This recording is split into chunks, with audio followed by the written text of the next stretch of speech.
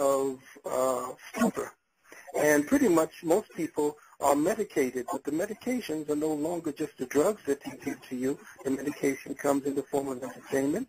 The medication comes in the form of education.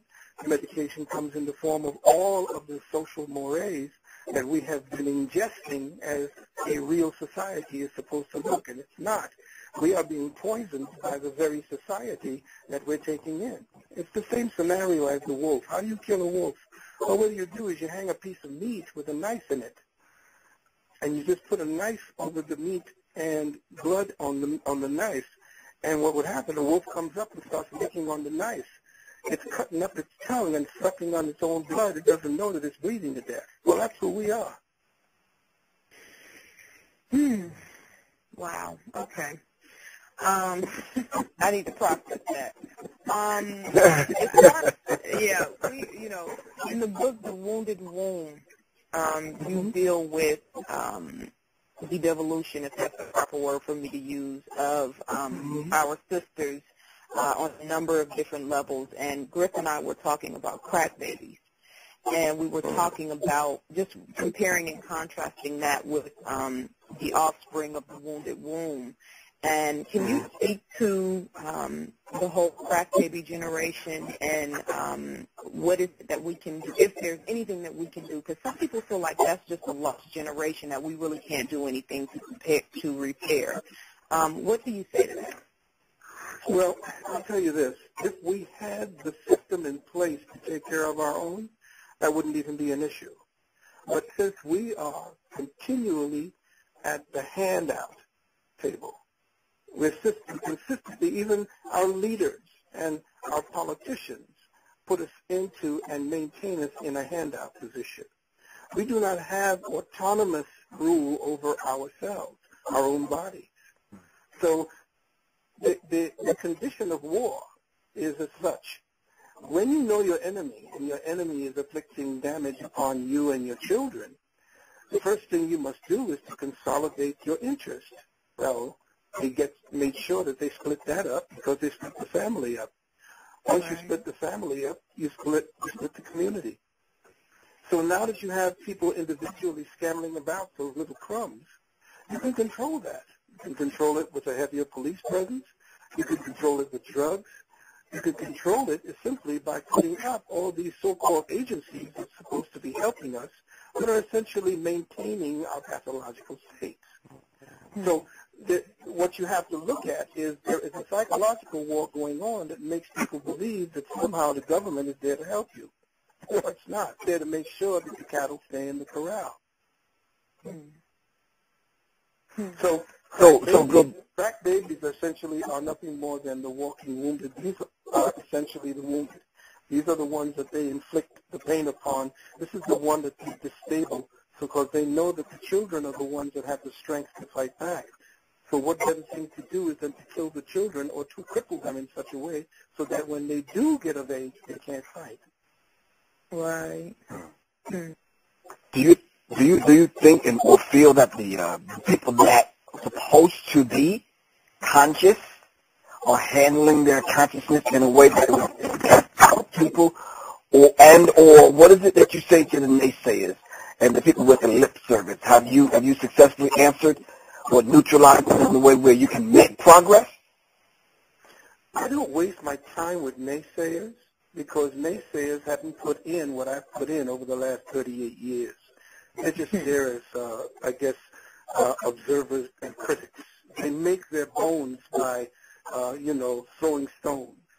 And what they do is they get a name for themselves by going after people that have a kind of prominence in the society. I don't look for any kind of prominence. I don't look for celebrity.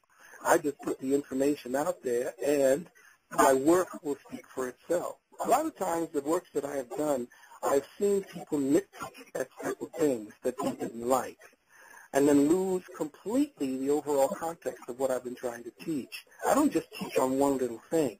For instance, when you look at the Malcolm and the Obama connection, that Malcolm and Obama connection, as I said thousands of times, came up as a conjecture. It was something that I threw out there because I thought it was relevant. My queen was the one who actually put me on to that.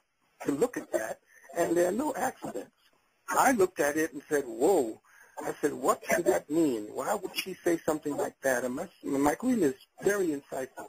She keeps me locked into the mother wit. And I feed liberally at the feminine psyche and feminine wisdom.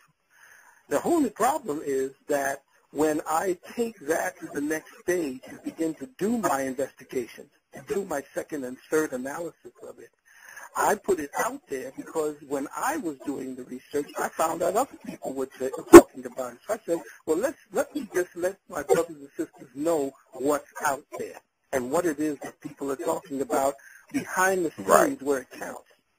So when I came back with the second one to validate a lot of what people doubted in the first one, most people lost the whole premise of what I was saying. That was just a little bit. I was actually exposing Obama, not trying to indict Brother Malcolm. And everybody who is, again, part of the cult of personality didn't think that the brother should be even considered human. And his history of what he was before he became, quote, Malcolm X or Mawali, before that, that should not be relevant anymore. It's like taking to say the roots are no longer irrelevant to the tree and the fruit.